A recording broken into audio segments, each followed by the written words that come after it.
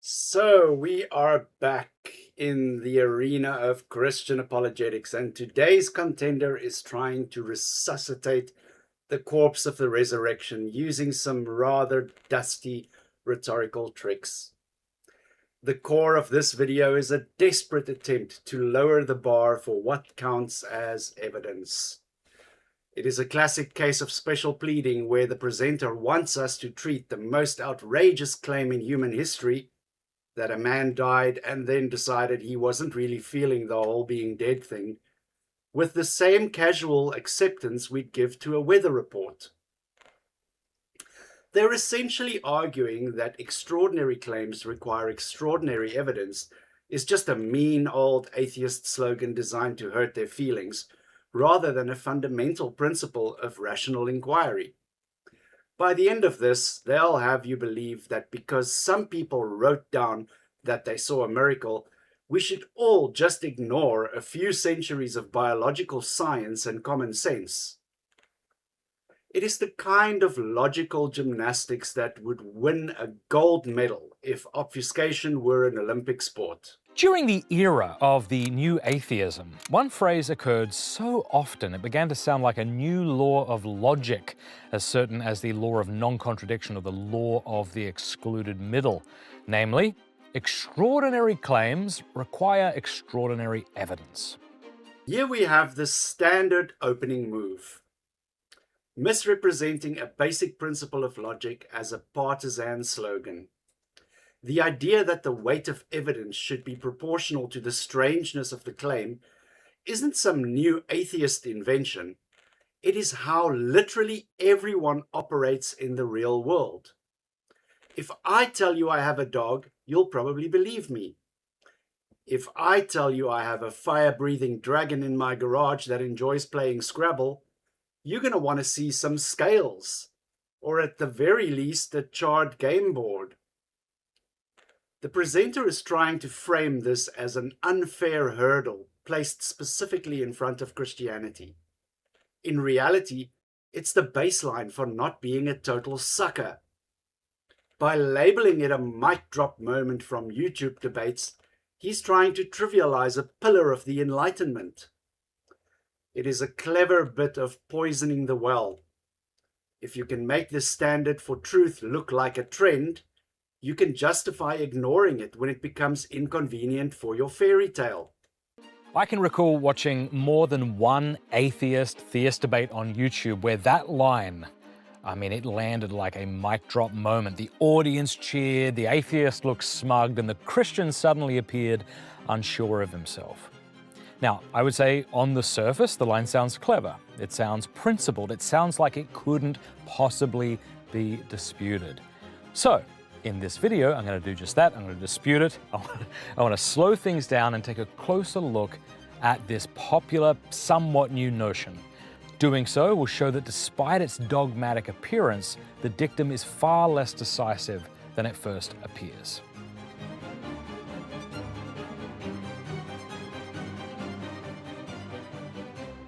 This is a fascinating pivot into what I like to call the Boredom Defense. The argument here is that evidence doesn't need to be emotionally riveting or stunning to provide rational warrant. While that's technically true in a vacuum, it is a massive red herring when applied to the resurrection. We aren't asking for the evidence to be riveting, we're asking for it to be existent. A few contradictory, second-hand accounts written decades after the alleged event by people with an obvious agenda doesn't even qualify as mundane evidence, let alone rational warrant. They want you to think that the sheer dullness of the facts make them look more reliable. It is the ultimate gaslighting. Look, if we are making this up, wouldn't it be more exciting? No, Because if you're trying to sell a miracle to a skeptical world, you'll try to dress it up in the language of history and best explanations to hide the fact that you are just rehashing ancient myths. Rationalism isn't about being stunned. It's about not being fooled by a best explanation that requires the suspension of every known law of physics. To understand this, we need to ask what the word extraordinary means. It seems to me that it has at least two different senses, a descriptive sense and a psychological sense. Now, in the descriptive sense, extraordinary simply means outside the ordinary. It refers to things that are unusual because they're not part of our everyday experience. Used this way, the word tells us something objective about the event or claim itself, not about how anyone happens to feel about it when they hear it. In the psychological sense, however, extraordinary means something different. It means something like startling, overwhelming, or awe-inspiring. Here the word no longer describes how rare an event is, but rather how it affects the person considering it. Used this way, the standard of evidence begins to track subjective reactions rather than the objective features of the claim. Now, here's the key. When I hear this slogan used by atheists, I take extraordinary in the descriptive sense. The claim is called extraordinary because it involves something rare or outside the ordinary course of events. The inference to the best explanation trap. This is the intellectual equivalent of saying that because you can't find your car keys, the best explanation is that an invisible gnome stole them to start a tiny taxi service. For the resurrection to be the best explanation of the available evidence, you first have to ignore every other more probable explanation, like mass hallucination, legendary embellishment, or the very human tendency to lie to keep a dying movement alive. The presenter is using a specialized form of the God of the Gaps argument. He's taking a few historical curiosities, like an empty tomb or the appearances, and claiming only a supernatural event can bridge them. But in biology and humanities, we don't just jump to magic when we hit a wall in the historical record. The most likely explanation for a miracle story is always, without exception, that it is a story. Choosing the resurrection as the best explanation is like choosing a unicycle as the best vehicle for a cross-country trip because you happen to like the color red. It ignores the entire reality of how things actually work. But the second use of extraordinary, the psychological sense, functions in a different way because it's applied to the evidence. What's being demanded is not merely proof that a rare event occurred, but proof that is itself striking or overwhelming. If I were to translate this slogan into simple terms, it would come out something like this. Rare events require evidence that is remarkable or psychologically compelling.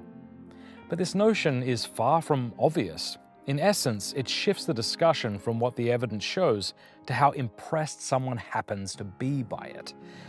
Now, once I noticed this sleight of hand with the word extraordinary, the slogan lost much of its apparent force for me. If extraordinary is taken in the first sense, then the demand for evidence is perfectly reasonable. Rare events require evidence that they occurred. If it's taken in the second sense, however, the standard of evidence becomes dependent on how impressed someone happens to be, which actually tells us very little about what's true. Notice the shift from evidence to evidence that demands to be taken seriously. This is pure rhetorical bullying. There is nothing demanding about ancient religious texts unless you already believe that they are divinely inspired. By adding that word, he is trying to make skepticism look like an act of intellectual cowardice, rather than the responsible position it is actually.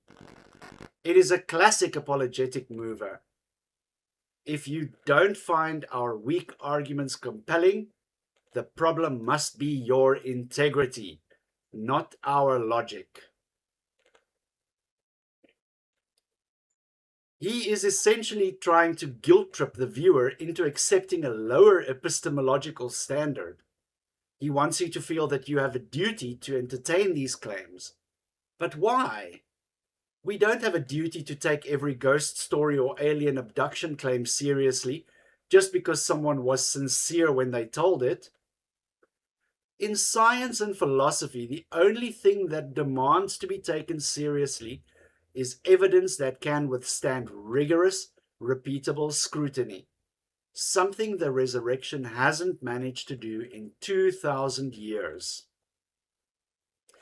Now, of course, someone might respond that what is really meant by the slogan is a Bayesian principle. Propositions with very low prior probabilities require strong confirming evidence before they become rationally acceptable. It's like, fair enough. But low relative to what? Relative to atheism? Sure, okay, relative to atheism, a resurrection will look, I grant you, wildly improbable. Relative to theism, however, and especially within the concrete historical context of Jesus' life, teachings, and reported signs, it doesn't look unlikely at all.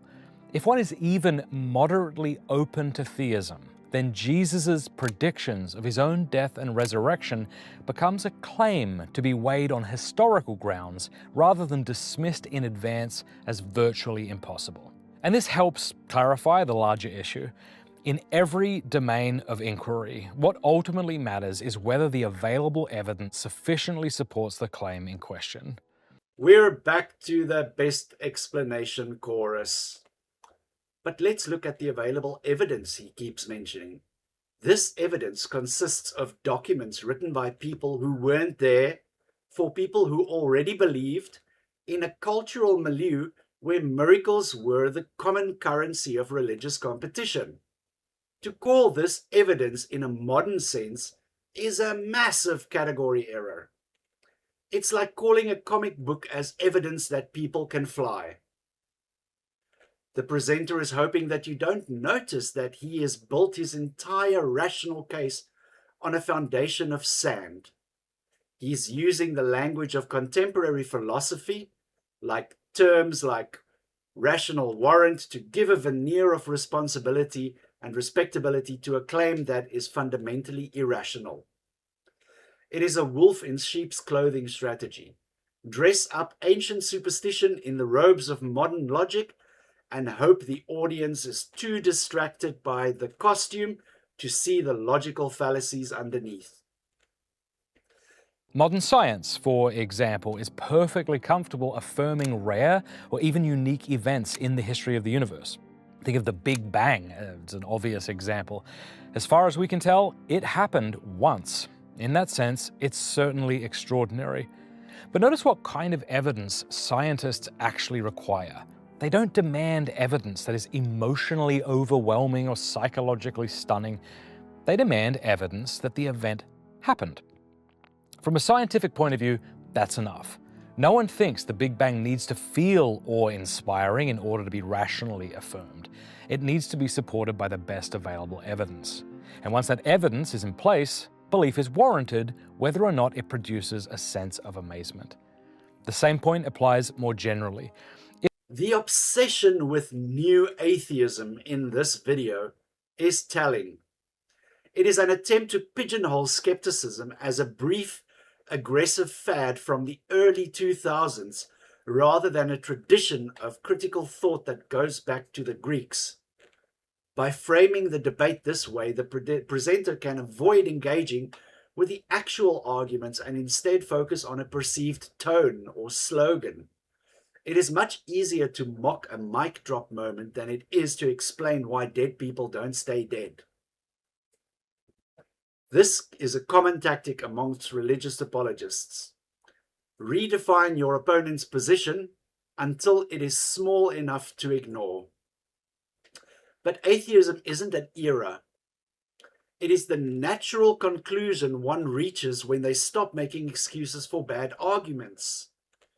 When you call it new atheism, or just plain old paying attention, the demand for evidence proportional to the claim remains unshakable, no matter how much this video tries to make it look like a passing fashion.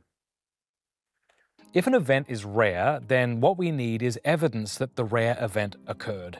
If extraordinary is taken in the psychological sense, then the evidential bar shifts. What is now being required is not simply evidence, but evidence that overwhelms a particular person or audience. At that point, the question is no longer really about truth. It's about persuasion. And while emotionally overwhelming evidence might convince someone, its absence tells us very little about what an objective, dispassionate observer ought to conclude. So, what does all of this mean when it comes to Christianity? Well, take the resurrection of Jesus. Christians freely admit that this is an extraordinary event in the descriptive sense. That is to say, it's outside the ordinary course of human affairs. Dead men don't usually come back to life. That much is obvious. The question then is not whether the resurrection is unusual, but what kind of evidence would warrant belief that it occurred. And here, Christianity has never lacked an answer. The case rests on familiar historical considerations: early eyewitness testimony, the willingness of those witnesses to suffer and even die for their claims, the empty tomb, the failure of alternative explanations, and the explosive growth of the early Christian movement centered on the claim that Jesus had risen from the dead. Now, comparing the standard for evidence to the law of non-contradiction is a desperate move. The presenter is trying to claim that skeptics are being as dogmatic as they accuse believers of being. But there's a massive difference. The laws of logic are the tools we use to evaluate claims. Extraordinary claims require extraordinary evidence is a heuristic for applying those tools to the real world. It is not a new law of logic, it is a common sense application of probability. By trying to elevate this principle into a law, he is setting up a straw man that he can then dismantle by showing that it is not formal, logical axioms. It is a classic bait and switch. We don't believe in the proportionality of evidence because it's a law handed down by Dawkins. We believe in it because if we didn't, we'd have to believe in every magic trick, pyramid scheme, and religious fable that has crossed our path. Skepticism isn't a dogma. It is a defense mechanism against the kind of intellectual surrender this video is promising. Look, none of this guarantees belief, but it does amount to evidence that demands to be taken seriously. And this brings us back to the new Atheist slogan. You don't need to find this evidence emotionally riveting in order for it to provide rational warrant. You don't need to feel stunned or awestruck for belief to be reasonable. What matters is whether the resurrection offers the best explanation of the available evidence. So, do extraordinary claims require extraordinary evidence? I want to say, no, they don't. Rather, they require sufficient evidence, just like every other claim. The slogan suggests that rare events belong to a different epistemic category, but they don't. The standard has always been the same. Is there good reason to think it happened? Once that question is answered, how impressed we feel is beside the point. The demands to be taken seriously line is the final gasp of an argument that has nowhere else to go. It is an appeal to authority, specifically the authority of the evidence he's failed to actually produce. If the evidence were actually strong, it wouldn't need to demand anything. It would speak for itself. The fact that he has to keep insisting on its importance is a clear sign that it's intellectually bankrupt. This video is a masterclass in how to use a lot of words to say absolutely nothing. It is an exercise in circular reasoning. The resurrection is best explanation because the evidence demands it, and the evidence demands it because the resurrection is the best explanation.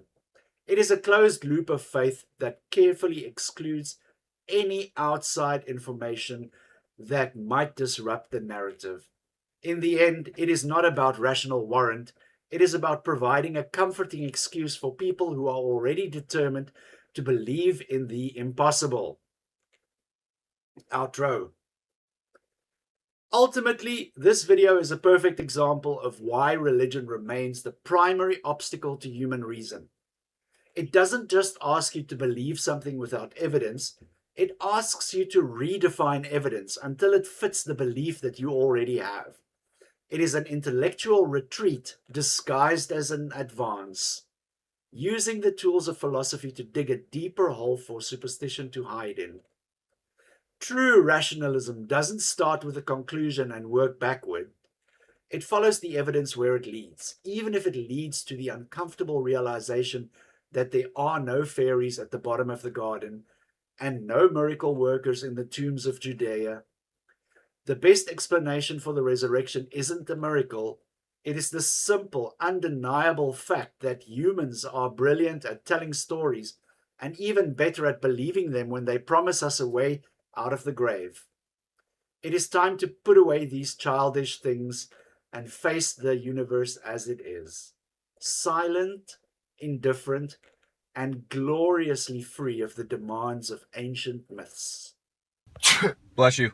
Excuse me? I'm an atheist. Oh, I'm sorry, let me change that then. Fuck you.